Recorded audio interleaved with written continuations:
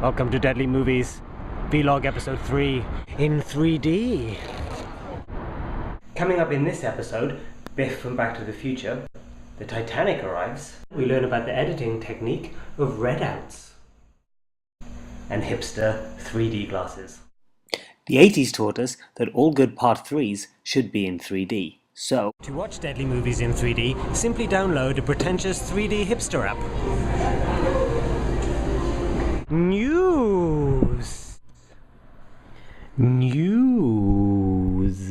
Be sure to put on your 3D glasses.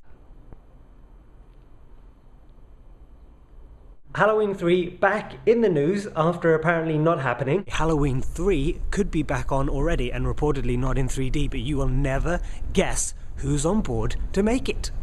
Platinum Dunes. Platinum Dunes. Platinum Dunes. Platinum Dunes on a small tractor. Who are Platinum Dunes? Well, Platinum Dunes are the remake arm of Michael Bay, who remake horror movies like The Amityville Horror, Nightmare on Elm Street. So the real surprise in all of this is that Bob and Harvey Weinstein would want to share a piece of the Halloween pie with Michael Bay, of all people. Does that mean Marcus Nispel might make the next Halloween movie? Maybe. And I think he'd do it, and I think Platinum Dunes want him to do it. Cabin in the Woods is officially out, so make sure you go and see that. Look at this trailer here. Cabin in the Woods is rated R because it contains strong bloody horror, violence and gore, language, drug use, and some nudity. This is awesome. The Cabin in the Woods. The Hunger Games is still selling out everywhere, and if you see huge lines forming somewhere, chances are it's people queuing up to see the Hunger Games. So let's see if I can get in line for the Hunger Games. Maybe this is the line.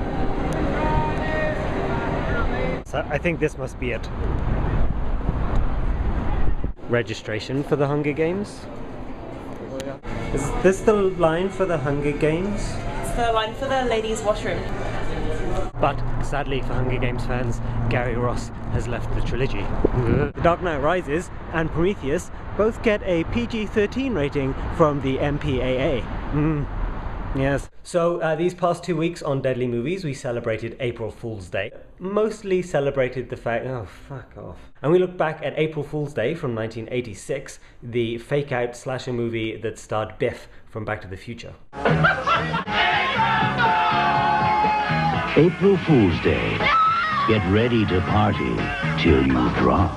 We also looked at the 5 best Easter horror movies and concluded that Watership Down is the best Easter horror movie you can watch because that shit is violent.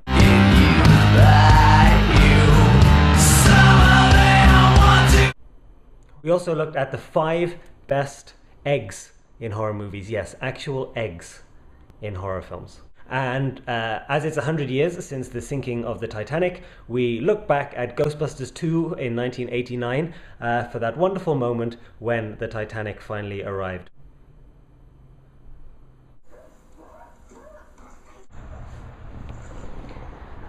I like films. This week I watched The Day the Sky Exploded, which is only really noteworthy for Italian actors being dubbed over with British and American accents. Check this out. Viewers, I was handed only a moment ago the pilot's name. The first man to be launched into space is the American John McLaren. And I watched Snow Beast from 1977, which was fantastic. They obviously had so little money that the only thing they could afford was to put a stuntman in a suit and have him reach around in front of the camera with his big Yeti arm, and they couldn't afford to do kills, so they just did red outs for everything. Red out. Fade to red.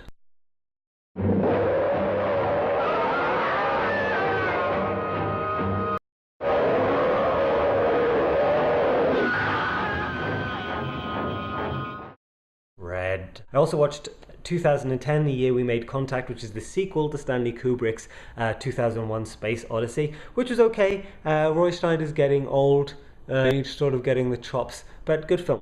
And finally, my Thing Blu-ray double set arrived, and it's not even opened yet. And I don't care if you don't like the 2011 version,